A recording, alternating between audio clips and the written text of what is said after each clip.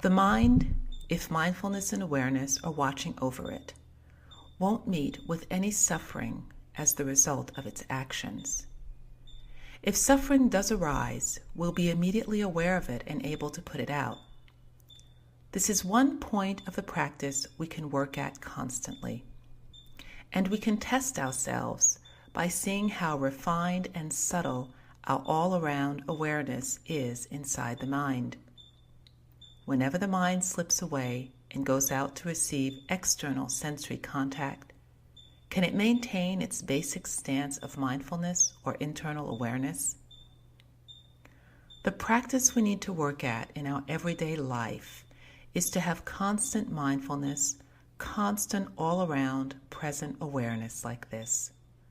This is something we work at in every posture, sitting, standing, walking, and lying down. Make sure that your mindfulness stays continuous. Living in this world, the mental and physical phenomena of these 5 aggregates give us plenty to contemplate. We must try to watch them, to contemplate them, so that we can understand them. Because the truths we must learn how to read in this body and mind are here to be read with every moment. We don't have to get wrapped up with any other extraneous themes, because all the themes we need are right here in the body and mind. As long as we can keep the mind constantly aware all around, we can contemplate them. If you contemplate mental and physical events to see how they arise and disband right in the here and now, and don't get involved with external things like sights making contact with the eyes or sounds with the ears, then there really aren't a lot of issues. The mind can be at normalcy, at equilibrium, calm and undisturbed by defilement or the stresses that come from sensory contact. It can look after itself and maintain its balance. You'll come to sense that if you're aware right at awareness in and of itself, without going out to get involved in external things like the mental labels and thoughts that will tend to arise, the mind will see their constant arising and disbanding and won't be embroiled in anything. This way, it can be disengaged, empty, and free.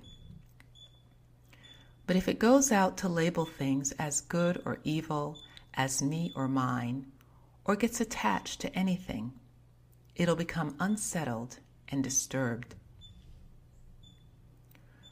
You have to know that if the mind can be still, totally and presently aware, and capable of contemplating with every activity, then blatant forms of suffering and stress will dissolve away. And even if they start to form, you can be alert to them and disperse them immediately. Once you see this actually happening, even in only the beginning stages, it can disperse a lot of the confusion and turmoil in your heart. In other words, don't let yourself dwell on the past or latch on to thoughts of the future. As for the events arising and passing away in the present, you have to leave them alone. Whatever your duties, simply do them as you have to, and the mind won't get worked up about anything.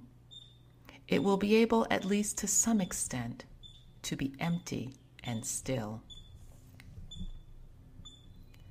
This one thing is something you have to be very careful about. You have to see this for yourself, that if your mindfulness and discernment are constantly in charge, the truths of the arising and disbanding of mental and physical phenomena are always there for you to see, always there for you to know. If you look at the body, you'll have to see it simply as physical properties. If you look at feelings, you'll have to see them as changing and inconstant. Pleasure, pain, neither pleasure nor pain. To see these things is to see the truth within yourself. Don't let yourself get caught up with external duties. Simply keep watch in this way inside. If your awareness is the sort that lets you read yourself correctly, the mind will be able to stay at normalcy, at equilibrium, at stillness, without any resistance.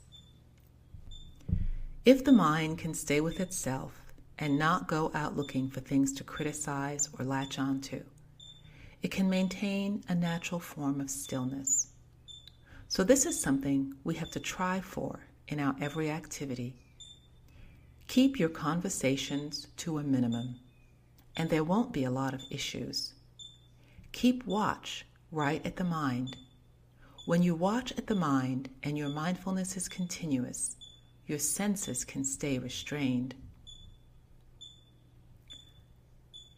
Being mindful to keep watch in this way is something you have to work at. Try it and see. Can you keep this sort of awareness continuous? What sort of things can still get the mind engaged? What sorts of thoughts and labels of good and bad, me and mine, does it think up? Then look to see if these things arise and disband. The sensations that arise from external contact and internal contact all have the same sorts of characteristics. You have to look till you can see this. If you know how to look, you'll see it, and the mind will grow calm. So the point we have to practice in this latter stage doesn't have a whole lot of issues. There's nothing you have to do, nothing you have to label, nothing you have to think a whole lot about. Simply look carefully and contemplate, and in this very lifetime, you'll have a chance to be calm and at peace, to know yourself more profoundly within. You'll come to see that the Dhamma is amazing right here in your own heart. Don't go searching for the Dhamma outside, for it lies within. Peace lies within. But we have to contemplate so that we're aware all around, subtly, deep down. If you look just on the surface, you won't understand anything. Even if the mind is at normalcy, on the ordinary, everyday level, you won't understand much of anything at all. You have to contemplate so that you're aware all around in a skillful way. The word skillful is something you can't explain with words, but you can know for yourself when you see the way in which awareness within the heart becomes special, when you see what this special awareness is about. This is something you can know for yourself. And there's not really much to it, simply arising, persisting, disbanding. Look until this becomes plain, really, really plain, and everything disappears. All suppositions, all conventional formulations, all those aggregates and properties get swept away, leaving nothing but awareness, pure and simple, not involved with anything at all. And there's nothing you have to do to it. Simply stay still and watch, be aware, letting go with every moment. Simply watching this one thing is enough to do away with all sorts of defilements, all sorts of suffering and stress. If you don't know how to watch it, the mind is sure to get disturbed. It's sure to label things and concoct thoughts. As soon as there's contact at the senses, it'll go looking for things to latch onto, liking and disliking the objects it meets in the present, and then getting involved with the past and future, spinning a web to entangle itself. If you truly look at each moment in the present, there's really nothing at all. You'll see with every mental moment that things disband, disband, disband. Really nothing at all. The important point is that you don't go forming issues out of nothing. The physical elements perform their duties in line with their elementary physical nature. The mental elements keep sensing in line with their own affairs. But our stupidity is what goes looking for issues to cook up, to label, to think about. It goes looking for things to latch onto, and then gets the mind into a turmoil. This point is all we have to see for ourselves. This is the problem we have to solve for ourselves. If things are left to their nature, pure and simple, there's no us, no them. This is a singular truth that will arise for us to know and see. There's nothing else we can know or see that can match it in any way. Once you know and see this one thing, it extinguishes all suffering and stress. The mind will be empty and free, with no meanings, no attachments for anything at all. This is why looking in is so special in so many ways. Whatever arises, simply stop still to look at it. Don't get excited by it.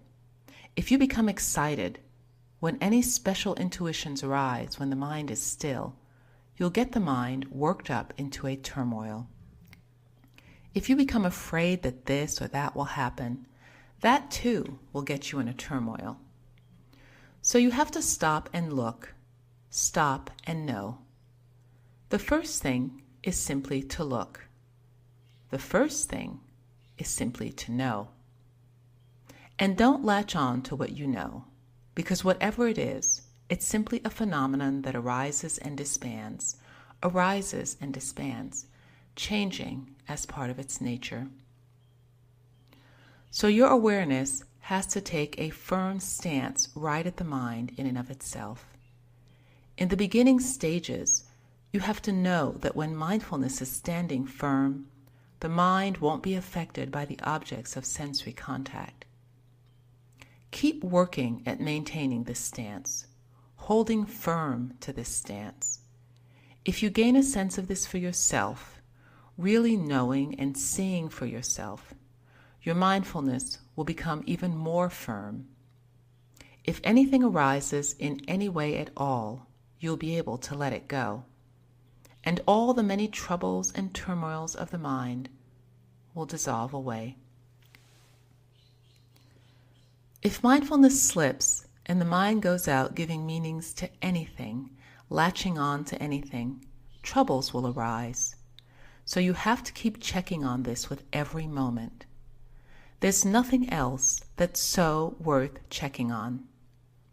You have to keep check on the mind in and of itself, contemplating the mind in and of itself. Or else you can contemplate the body in and of itself, feelings in and of themselves, or the phenomenon of arising and disbanding, the Dhamma in and of itself. All of these things are themes you can keep track of entirely within yourself. You don't have to keep track of a lot of themes, because having a lot of themes is what will make you restless and distracted. First you'll practice this theme, then you'll practice that, and then you'll make comparisons, all of which will keep the mind from growing still. If you can take your stance at awareness, if you're skilled at looking, the mind can be at peace.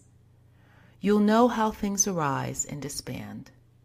First, practice keeping awareness right within yourself so that your mindfulness can be firm without being affected by the objects of sensory contact, so that it won't label things as good or bad, pleasing or displeasing.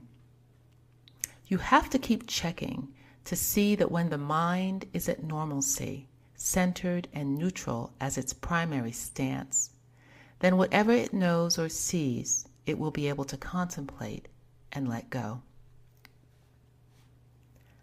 The sensations in the mind that we explain at such length are still on the level of labels. Only when there can be awareness right at awareness will you really be able to know that the mind that is aware of awareness in this way doesn't send its knowing outside of this awareness. There are no issues. Nothing can be concocted in the mind when it knows in this way.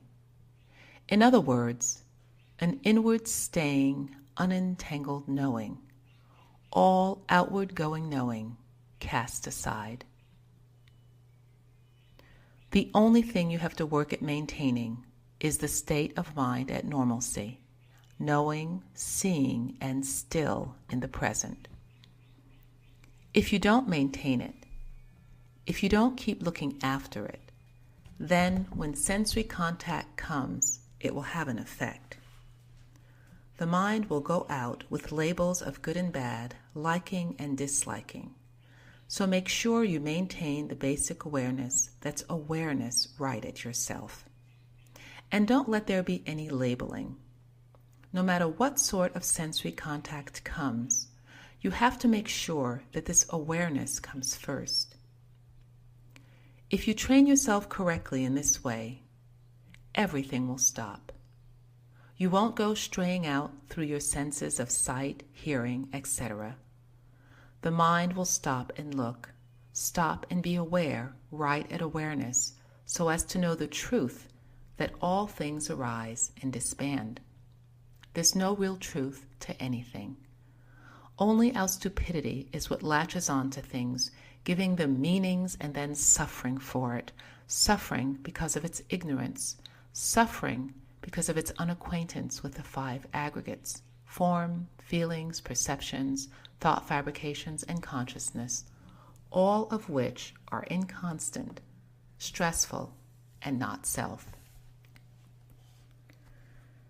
Use mindfulness to gather your awareness together, and the mind will stop getting unsettled, stop running after things.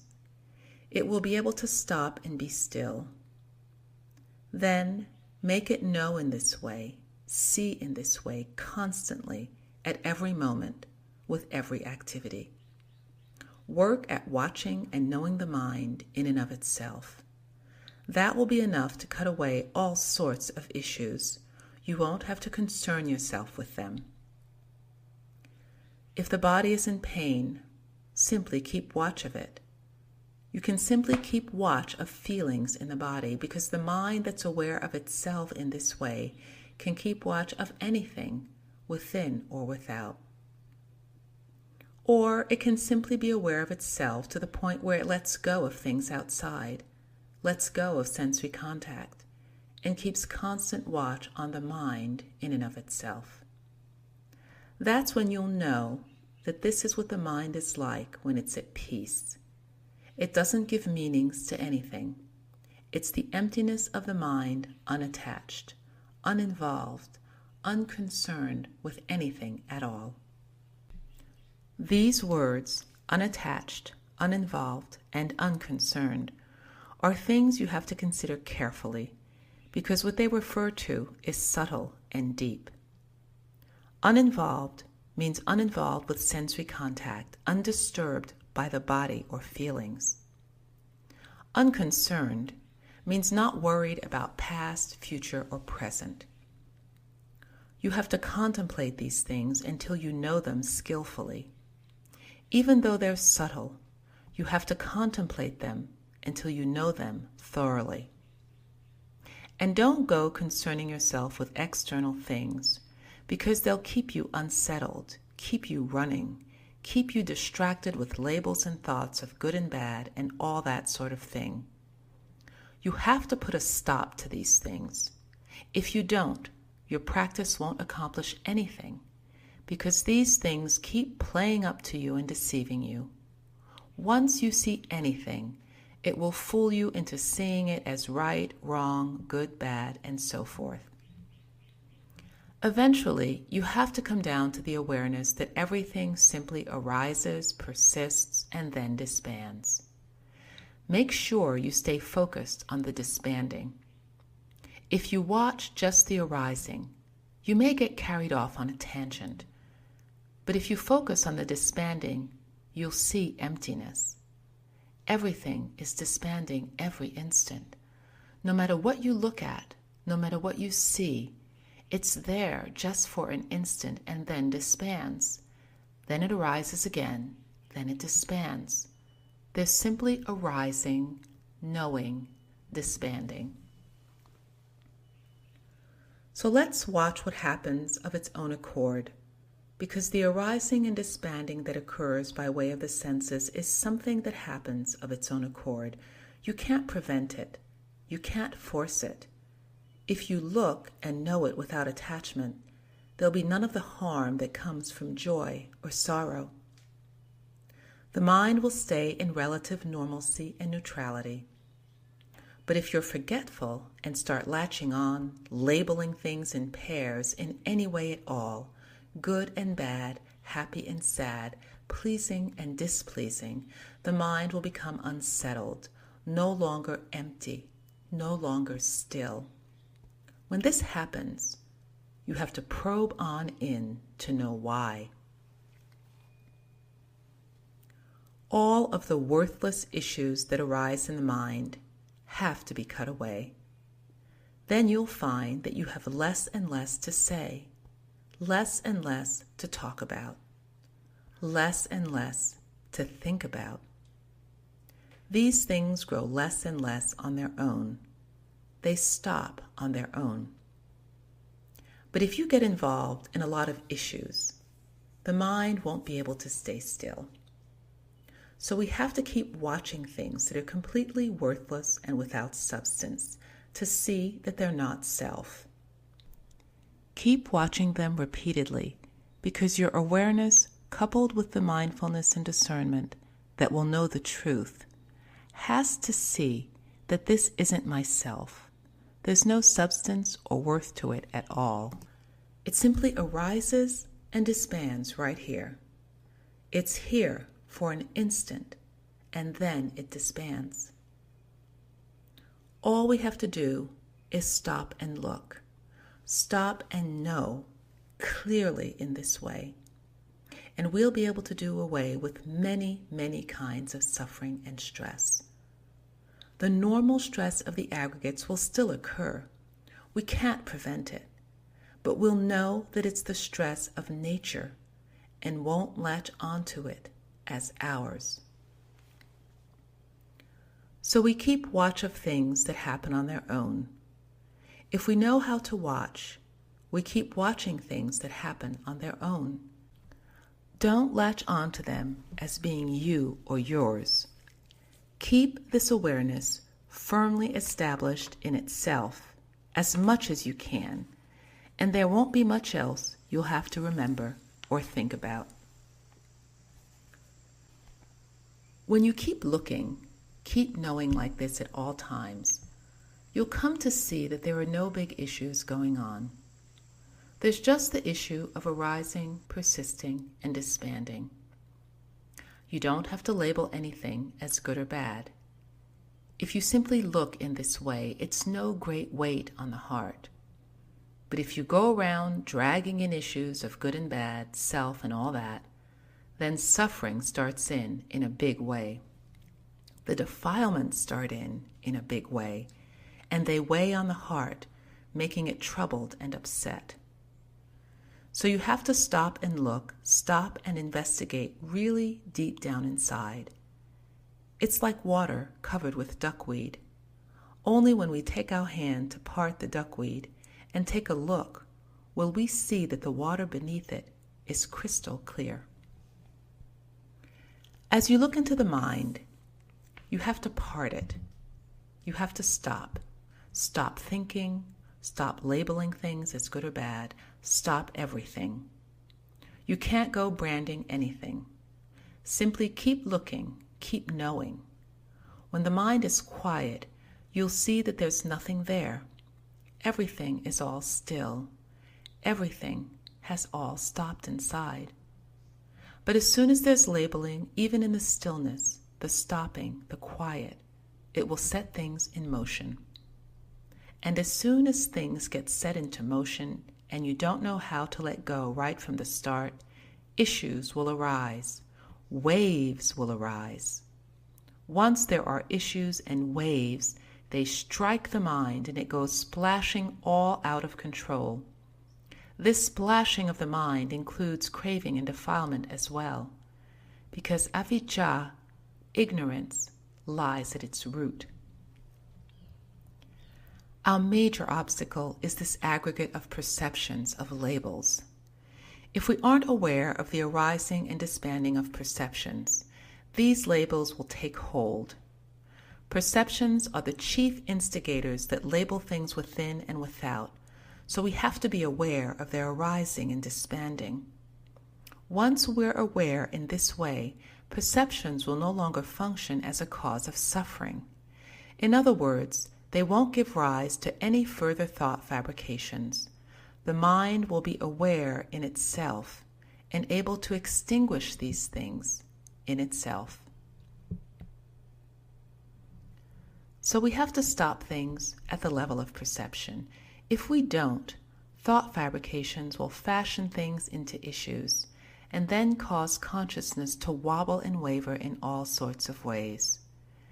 But these are things we can stop and look at, things we can know with every mental moment. If we aren't yet really acquainted with the arising and disbanding in the mind, we won't be able to let go. We can talk about letting go, but we can't do it because we don't yet know.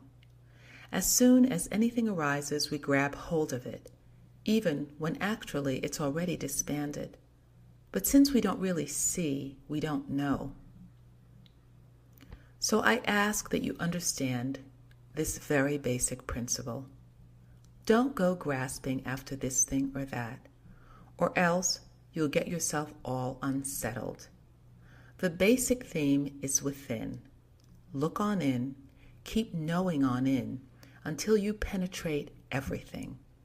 The mind will then be free from turmoil, empty, quiet, aware.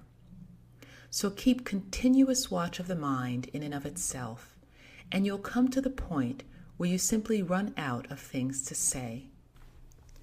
Everything will stop on its own, grow still on its own, because the underlying condition that has stopped and is still is already there, simply that we aren't aware of it yet.